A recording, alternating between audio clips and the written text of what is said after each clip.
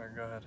Hey guys, how you doing? This is Michael Mucino, broker owner of Camden McKay Realty here in our beautiful backyard in the city of Rancho Cucamonga.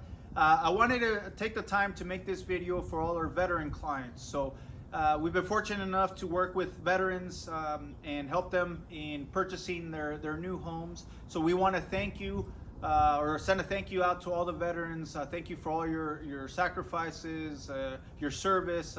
We can never give you enough thanks. So thank you again.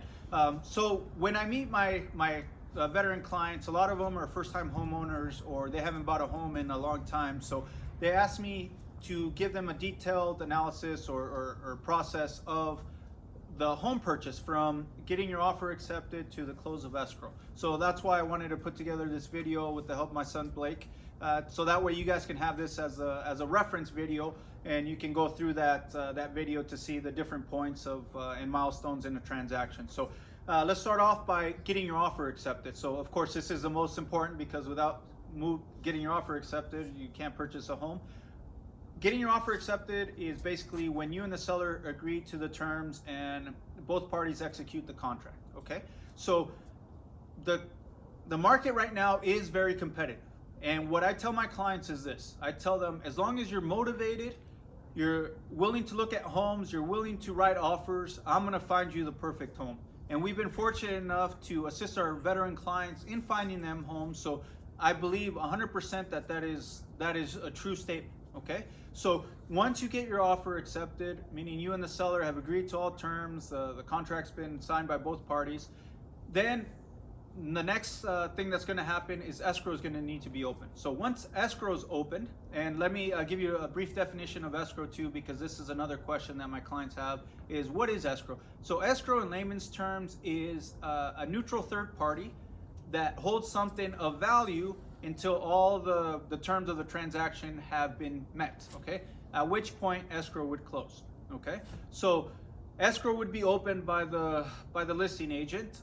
Then they would contact you as a buyer and say, okay, well, how do you want to deliver your earnest money deposit? So the earnest money deposit is also very important in a transaction, guys. I get a lot of questions from my clients regarding the earnest money deposit as well. So this is what I tell them. I tell them, the more or the higher the earnest money deposit is, or the larger, excuse me, the earnest money deposit is, then the more motivated and the better qualified you seem to sellers, and sellers, view that. So let's take for perfect example, if we have two buyers, one buyer is at $500,000 and they're putting down $25,000 as an earnest money deposit, and then we have another buyer that wants to purchase a home at $500,000.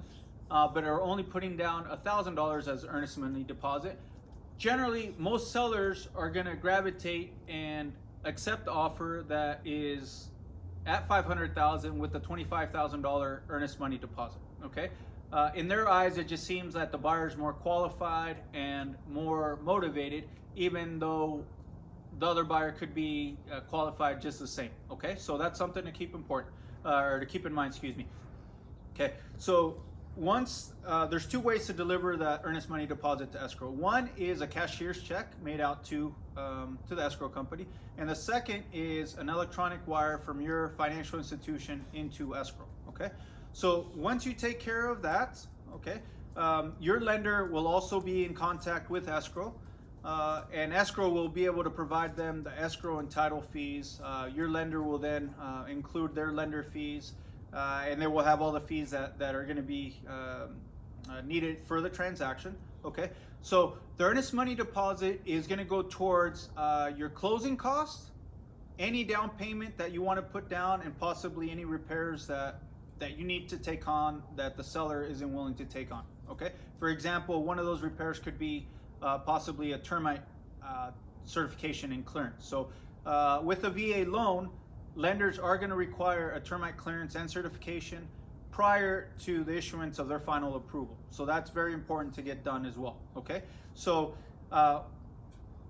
there's three items that are included in closing costs. One is lender fees, escrow, and title fees. Okay, so all those fees are going to add up to your closing costs. Okay, so if there's a closing cost amount of of $15,000 and you have a $20,000 deposit, then generally at the close of escrow you'll get some refund. Okay, and also keep in mind, and your lenders can refer you this and confirm this.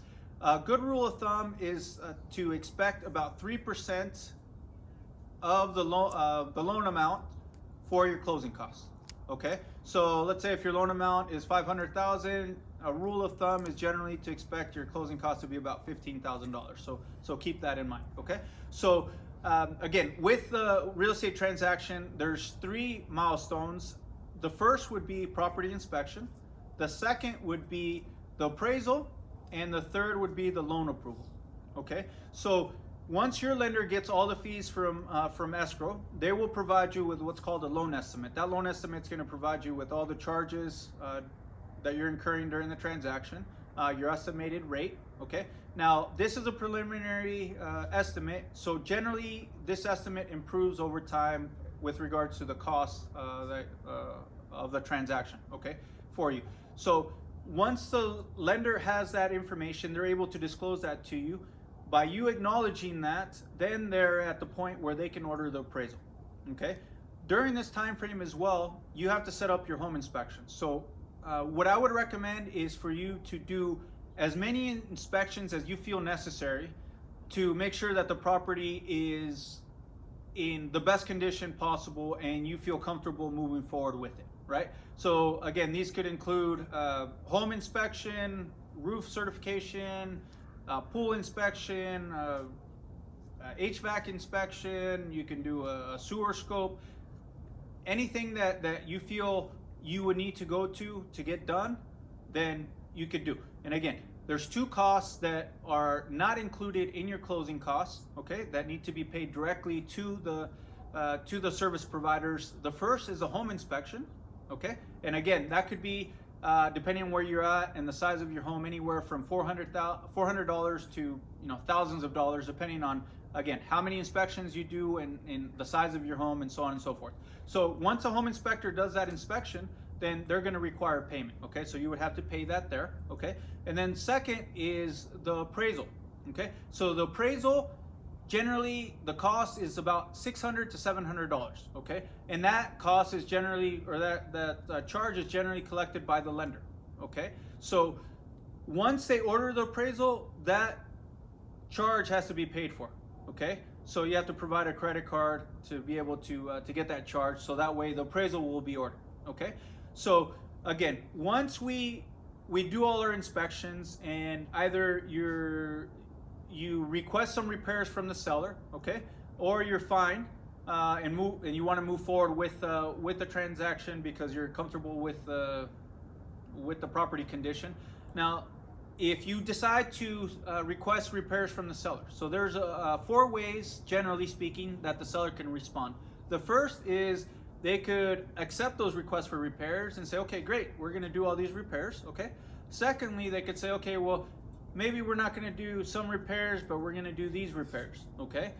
Thirdly, what they could do is they could say, okay, well, we're not going to do any repairs. We're going to give you a credit that is going to offset those repairs. Okay. And lastly, per what the contract states, they don't have to reply to you at all. Okay. So just keep that in mind. So let's say that we're past that stage. Okay, you guys have agreed to repairs, or you haven't sent over any repair requests.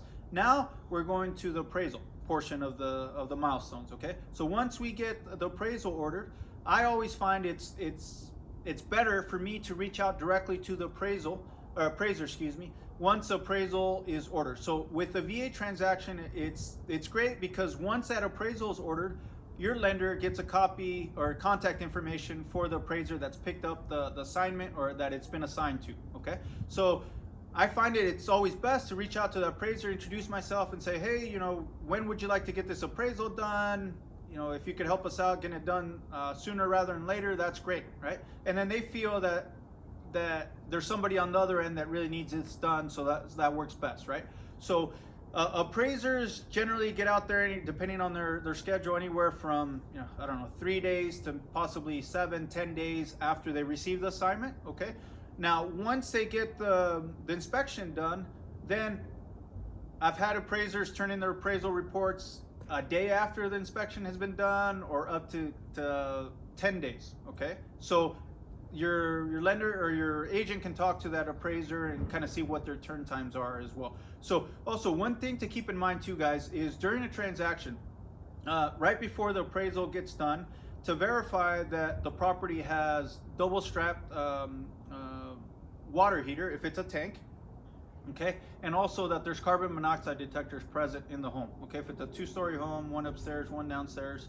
If it's a 1-story, then generally one is needed.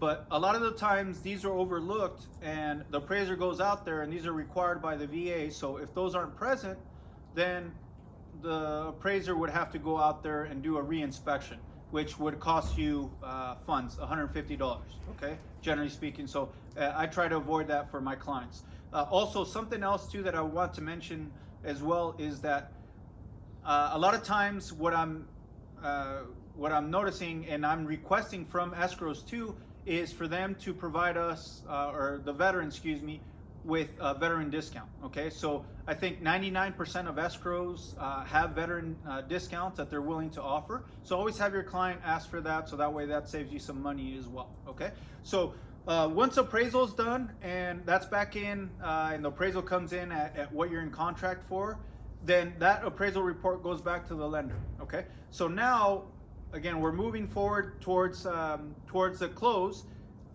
Once the lender reviews all the guidelines, all the conditions, the appraisal report, then they will be able to issue what's called a clear to close. That clear to close is basically stating that, hey, you as a buyer are completely approved to move forward with this purchase. Okay, so once you get the clear to close, then that generally within 48 to 96 hours, you're going to receive the loan documents. Well, the escrow company will receive the loan documents. Okay, the loan documents are basically going to go over the loan and the terms of the loan. So the rate, your first payment estimated, or your actual payment amount, and also the length of the loan as well. So VA loans also do offer 15-year loans, and I think 10-year loans as well as 30-year loans. So they would go over all those details. I also like to personally be present at the doc signings with my clients. Okay. I've had issues in the past where there's been discrepancies in the loan documents or clerical errors that if I wasn't there could have blown up the transaction, but I was able to deal with them there at that time and not have it blow up everything at that time. So I always like to do that. And then escrow is going to reach out to you and ask you where you would like to sign. So you could sign at their office, you could sign it at your current residence, you could sign at your current employer, a neutral site like a Starbucks or something. So you guys can tailor that to how you feel comfortable and what's easier for you. Okay, what's more convenient for you. Okay, so once you sign loan documents, you review everything's good. The loan documents would be signed and notarized and then sent back to escrow. Escrow would receive those loan documents and then they would send them to the lender. Okay, the lender then is going to review everything. If everything's been signed correctly, then they're going to say, okay, great, we're going to fund this loan, and they're going to send their the loan funds, to the title company. Once the title company receives those funds, they're going to confirm with escrow that escrow is ready to close. Okay, if they're ready to close, then at that point escrow is going to send the grant deed to the county recorder. Okay, and the county recorder is going to receive that, and then once they get through and that grant deed is recorded, then at that point the seller is no longer on title. They're no longer the owners of the property, and now you as a buyer are the proud homeowner of your new home. Okay, so at that point, that's when escrow closes. So I hope, guys, that this has been informational for you. I hope that you guys can use this. If you have any questions, please feel free to reach out to us directly. We're always here to assist you in any way we can. And we look forward to working with you guys. So again, Michael Mucino, broker owner of Camden McKay Realty, here in Rancho Cucamonga, California, in our beautiful backyard. Thank you.